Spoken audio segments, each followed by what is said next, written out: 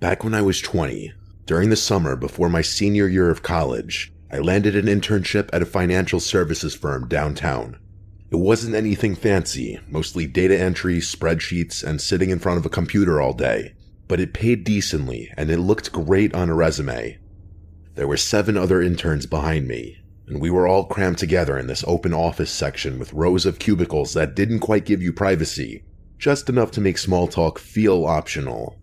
Out of the 7, 5 of them were people I liked, a mix of chill, down-to-earth college students who didn't take the internship too seriously. Another guy, Eric, was the type who treated the whole thing like it was life or death, barely spoke, and was always typing like his keyboard owed him money. But the 7th intern, Alex, was something else entirely. When I first met Alex, he seemed normal enough, maybe a little awkward, but we all were at the beginning. He was tall, thin, kind of pale, and had this mop of dark hair that always looked a little unwashed. He didn't really fit the finance intern stereotype, but that's not what threw me off. It was the way he acted around me. At first, it was subtle. He'd pop up at my cubicle during the day, lean over the divider in a way that made him look freakishly tall, like 7 feet tall because the cubicle walls were low, and only his head would be visible above it. He'd tilt his head slightly, grin with a strange frozen smile, and start talking in this deliberately weird voice, like he was trying to sound creepy on purpose. I'd laugh it off awkwardly, pretending I thought it was funny, but I remember thinking it was an odd thing to do in a professional setting. He'd say random stuff, like working hard or hardly working, Ronnie, in that slow, unnatural tone, and then hold the smile for way too long. The first couple of times, I figured he was just being quirky or trying too hard to stand out. Some people at internships are awkward like that, so I didn't want to make a big deal out of it. But then it started happening more often. Every single day, at least once, I'd see his head slowly rise above my cubicle wall. That same stretched grin plastered across his annoying face, and he'd start some bizarre conversation that didn't make sense. Sometimes he'd make jokes that weren't funny, or mutter random phrases that didn't relate to anything. And every time, he used that same unsettling voice, like a soft voice in a kind of taunting way.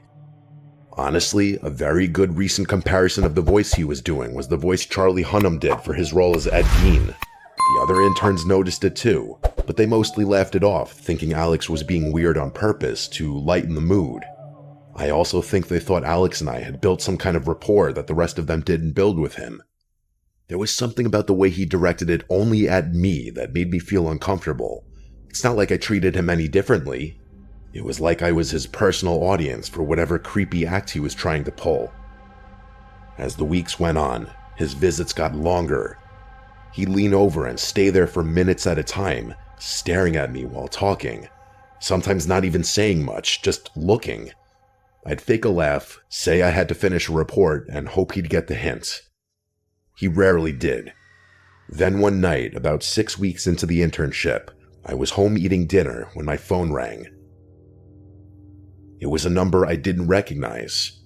I normally don't answer unknown calls, but since I was expecting a delivery confirmation, I picked it up. When I said hello, all I heard for a few seconds was silence.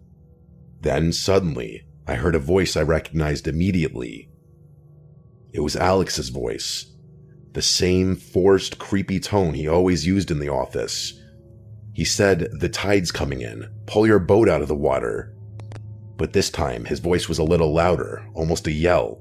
He dragged the words out like he was reciting a riddle, and then he burst out laughing this insanely unhinged laugh before hanging up. The thing that made my skin crawl wasn't just the call.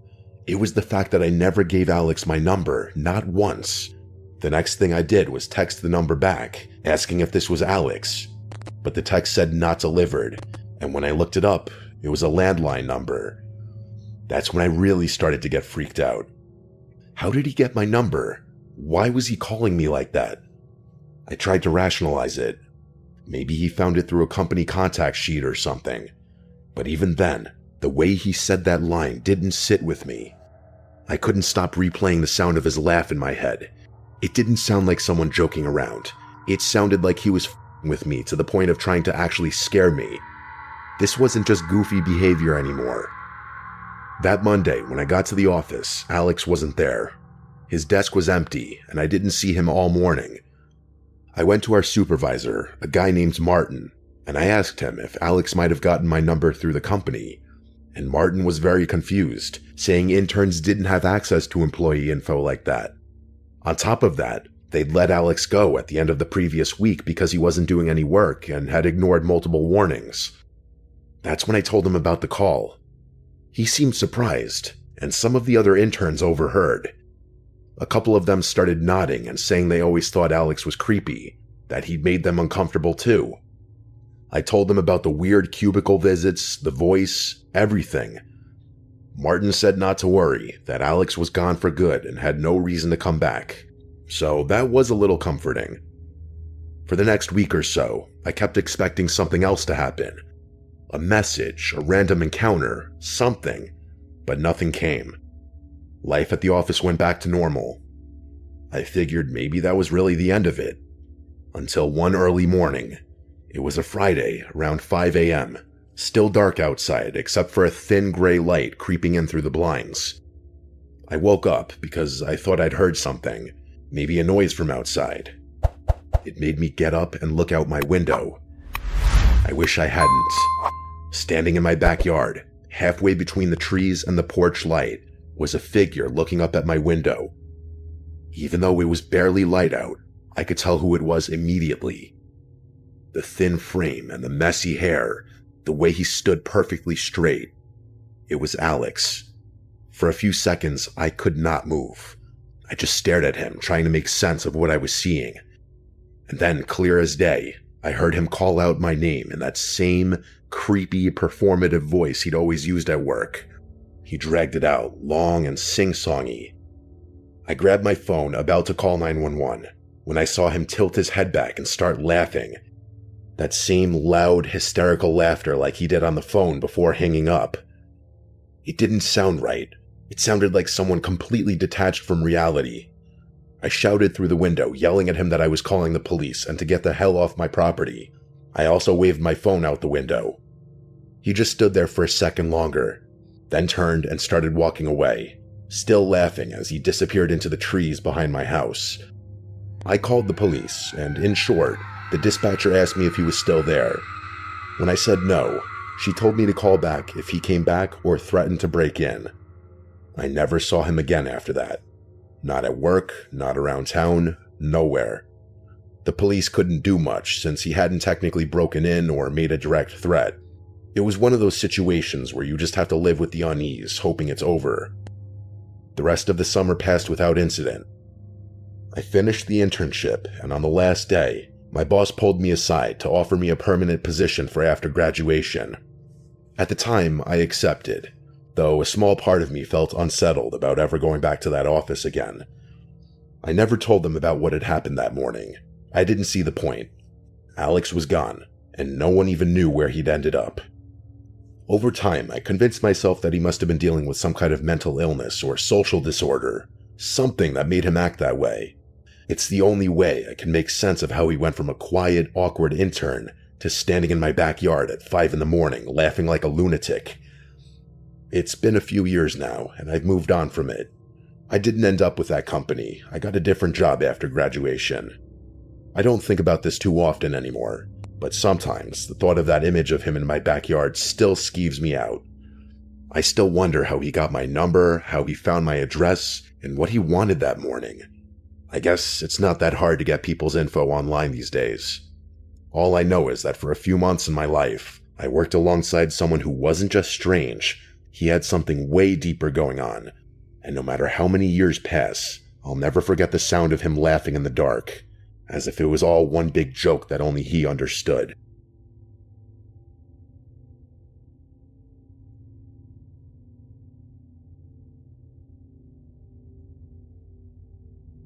I was 17 when this all happened. It was my first real job, working at a local grocery store in our quiet Vermont town. The kind of town where everyone knew everyone else, and where nothing ever really happened. I liked the job at first. It was simple, and most of my coworkers were friendly. I quickly fell into a rhythm with the cashiers and some of the stock workers, especially during the slow hours when there weren't many customers. When that happened, we'd all gather near the front of the store, just chatting about random stuff like what we watched on TV, making fun of the older, quirkier employees, and complaining about customers. That sort of thing. It was one of the few times during my shifts where I felt like I wasn't just standing behind a register staring at a screen or a blank wall all day. Depending on who was the shift supervisor for the day, it would either be relaxed or more strict. Like if a younger supervisor was working, it would be more chill. People would be on their phones and people would socialize by the front. There was one coworker who I didn't know well at first, a guy named Sean. He was 24, a little awkward, the kind of guy who always seemed like he didn't quite know how to read social cues. He had longer hair, but kind of in the awkward in-between phase, like he was growing it out but didn't quite reach his shoulders yet. He worked in the dairy section, so we didn't interact much at work. He was quiet and polite enough, and I honestly didn't think much of him. Most people just nodded at him when they walked past, and he did the same. But eventually, I was added to a coworker group chat, and he was in it. I didn't think twice about it. It was just a chat for work stuff and dumb jokes, and it seems most of the younger employees were in there. But then Sean started messaging me directly. At first it was harmless. He asked about my shifts, whether I was covering certain days, things like that. But over the next few weeks, it became clear he was trying to get closer. He started asking questions about my personal life, like what music I liked, what I do after work, even little things like what I did over the weekend. Again, I didn't think much of it at first. I mean, people make small talk, right? But the tone was off. Sometimes he'd call me cute in ways that made me uncomfortable. Sometimes he'd make jokes that were slightly flirty. I tried to ignore it, thinking maybe he just didn't know how to behave with girls my age. That's another thing. I was only 17, he was decently older than me, and I don't think anyone else knew he was flirting with me like that. It didn't take long before the behavior became slightly annoying. He'd comment on things I posted online, and sometimes the messages were late at night. Not threatening, not really, but there was this persistence in him that made me uneasy. I didn't know how to tell him to back off without making it awkward at work, so I mostly ignored him. Don't shit where you eat, I always hear people say. One day, I was at home watching Stranger Things, my favorite show still to this day. I'd been catching up on the latest season, binge-watching episodes in my bedroom, just completely lost in the show. And then a couple days later at work, everyone was gathered at the front of the store chatting about TV shows. I was talking with a few of the cashiers about some random series, when Sean suddenly asked me, "You like Stranger Things, right?" I froze. I couldn't remember telling anyone at work about my show. I just nodded, trying to brush it off, but it left this cold feeling in my stomach. How did he know? I didn't say anything. I did make eye contact for a moment. He just smiled awkwardly and eventually left the front of the store back to the dairy section like nothing had happened. But I couldn't shake the feeling that he was watching me more than I had realized. It wasn't until a few nights later that the fear really started. I was lying in bed, trying to fall asleep after a long day at work. The house was quiet, and then I heard a soft scraping noise against my bedroom window. At first, I thought it was the wind or maybe a branch brushing against the glass, but then I heard it again. A distinct sound of someone tapping on the window, just lightly enough for it to be unnerving. I got up and peeked through the blinds, half expecting to see Sean out there, but there was nothing. I tried to convince myself the sound was nothing to be alarmed about, but the thought of Sean's question at work, about Stranger Things, a show I hadn't told anyone about, it kept running through my head. A couple of days later, he texted me again. This time I didn't ignore it. I told him clearly and firmly that I wasn't interested. That was when things escalated. Almost immediately, he replied, "Okay, good luck changing your address." I couldn't believe it. In one insane text that he clearly sent before thinking of the repercussions, he proved my suspicions right. I saved the messages and took screenshots. I went straight to my manager and explained everything. My manager was shocked. He told me not to worry, that they'd handle it. I also went with my dad to the local police department to file a report, showing them the messages and explaining the incident with the window, explaining that I suspected Sean might be stalking me. The next day at work, Sean was called in by our boss. He didn't come back. It turned out he was fired on the spot, and the police started the paperwork for a restraining order. I thought maybe that would be the end of it, but I quickly realized that nothing really felt over. Even with the restraining order in place, if he was actually a crazy person, what's a piece of paper gonna do to stop him from coming back to the house and doing something crazy? I double-checked locks obsessively, refused to answer any calls or messages from unknown numbers, and avoided talking about my routines with anyone except family. The weeks dragged on like that. I would wake up at night convinced I heard something outside. I had to remind myself constantly that the restraining order was legally binding, that he couldn't come near me, but the fear was real. Eventually, as the weeks turned into months, the paranoia started to fade. There were no incidents, no attempts to contact me, no sudden appearances. The restraining order seemed to hold, and life slowly returned to normal. I got more comfortable going out alone, stopped checking my window obsessively before bed, and eventually, I stopped thinking about Sean altogether. It took a long time, though, for me to feel fully safe again. Even after moving on, the experience left a mark. I was hyper-aware of my surroundings, cautious about new people I met, especially in situations where I felt isolated. I learned to trust my instincts and take any uncomfortable behavior seriously, no matter how small it seemed at first. Looking back, the thing that scares me most isn't that Sean might have actually harmed me. It's how quickly someone who seems normal, even awkward or harmless, can turn into a source of fear. It can start with small, seemingly innocent interactions, messages, questions, little comments, and escalate into something far more serious. Now, years later, I've moved past it. I work in a different town, live in a new apartment, and I don't think about that grocery store anymore. I don't talk to a single coworker from that job anymore. But the memory of those nights lying in bed, convinced someone was outside my window, it's not something that ever goes away entirely. It's a reminder of how quickly life can feel unsafe, even in a small, quiet town where nothing ever seems to happen. And while Sean never came close to doing anything physically, the psychological impact was enough to make me question how safe I ever truly was.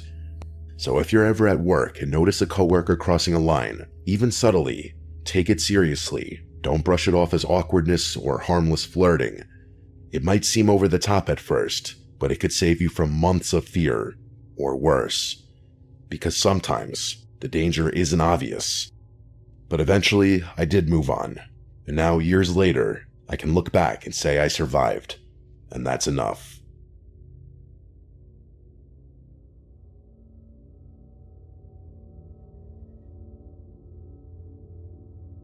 When I was 26, I started working at a small insurance office in a quiet part of Pennsylvania. The kind of office that's tucked behind a strip mall with one long row of desks, flickering fluorescent lights, and the smell of coffee at all hours of the day. It wasn't glamorous, but it paid the bills, and I liked most of the people there. The job could get boring, especially on slow days when the phones barely rang, but it was easy money. I usually worked the day shift, but on this particular Friday, I was scheduled to help close up the office because we were behind on filing a batch of client records. There was a big storm warning that afternoon, the kind that takes over the entire local news broadcast.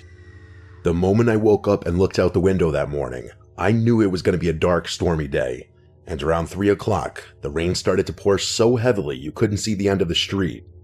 The thunder came soon after, shaking the windows every few minutes.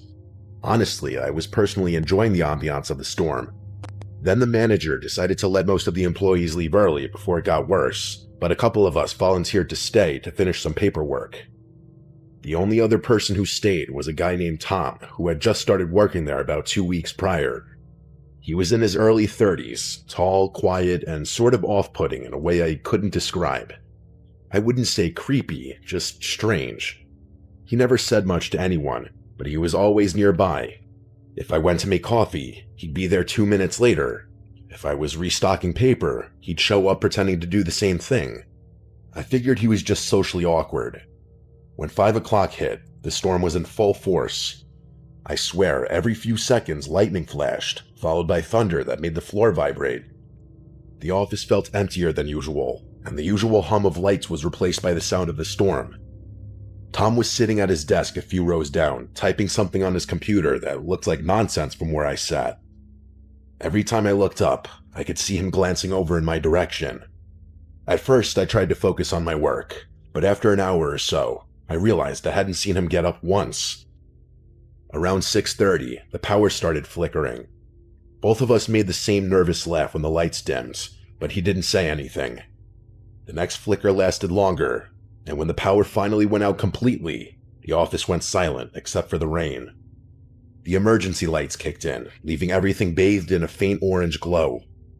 I said something about maybe it being a good time to head out, but Tom didn't respond. I heard the sound of keys jingling, and then the front door locking. He muttered something about how it wasn't safe to go outside right now. I thought maybe he was just trying to be helpful, but something about the way he said it gave me chills. I went to grab my bag and jacket, figuring I'd wait it out for a few minutes before heading home. The power outage made the whole building feel smaller. The emergency lights barely lit the hallways, and the storm outside was deafening. When I came back toward the front, Tom was standing near the door, just staring out into the dark parking lot. The rain was falling so heavily you couldn't see anything past the glass. I told him I was going to make a quick call to my boyfriend to let him know I'd be home soon. He didn't say anything again. He stood there staring out the window. I walked toward the break room, but when I tried using my phone, there was no signal. I figured the storm must have knocked out the tower. I tried the landline, but the line was dead too. I turned around to go back to the main office, and nearly jumped when I saw Tom standing in the doorway. I hadn't even heard him walk up. He was holding a small flashlight under his chin, casting shadows up his face. He had this half smile like he thought it was funny. I forced a nervous laugh and told him he scared me. I then asked him again about unlocking the door so I could leave, but he said something about it not being safe yet, and how it was better to wait until the worst of the storm passed. I said fine, but inside I was starting to feel nervous. He kept watching me. I decided to move to my cubicle to pack up my stuff, pretending to be calm. I wanted to wait for a lull in the storm and then get out. When I looked up again a few minutes later, Tom was gone. I figured maybe he went to the restroom. I took the chance to head to the back door instead of the front one. I knew that one led to a small parking lot behind the building where my car was. When I reached it, I realized the handle wouldn't move. The door was chained shut from the inside, like someone had looped a chain and padlock around it. We had never done that before. I turned around and saw the faint glow of the flashlight coming from down the hallway. I ducked into the supply closet next to the break room and closed the door quietly, trying to keep my breathing under control. I could hear Tom walking slowly through the hall, and then I heard him call my name. He sounded like he was trying to sound comforting. He said he just wanted to make sure I was safe. I didn't move or say a word. My heart was pounding so hard I thought he could probably hear it. He walked past the closet, and for a few seconds, I could see the thin strip of light from the flashlight shining under the door. Then it disappeared. A loud crack of thunder made the building shake. The sound of rain got even louder for a second, and I realized part of the roof above the break room must have been leaking. I waited, I'd estimate 10 minutes before I finally worked up the nerve to open the door a little. The hall was empty. The flashlight beam was gone. I stepped out carefully and made my way toward the front again. When I turned the corner, I froze. The front glass door had been shattered completely. Rain was blowing inside across the floor, soaking the carpet. Tom was nowhere in sight. I hesitated, wondering if he had gone outside, but then I realized this was my only chance. I ran out the door into the pouring rain and sprinted for my car. I didn't even care that I was getting drenched. My hands were shaking so badly I could barely get the key in the ignition. I sped out of the parking lot without looking back once. When I finally got home, I locked every door and sat in my living room shaking, watching the rain pour against my windows. I didn't sleep that night. The next morning, I called the office and told my manager what had happened. He didn't believe me at first, until he got there himself and saw the broken glass. He called the police, who showed up and took a statement from me when I was at the office.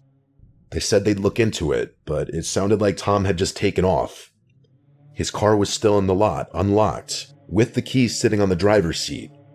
His phone, wallet, and a few personal items were still inside. The security cameras had been turned off manually before the power outage, which meant he must have done it earlier in the night. Nobody ever saw him again. A few of my coworkers said maybe he had some kind of breakdown, but I couldn't stop wondering if he'd been planning something worse. I quit the job a month later.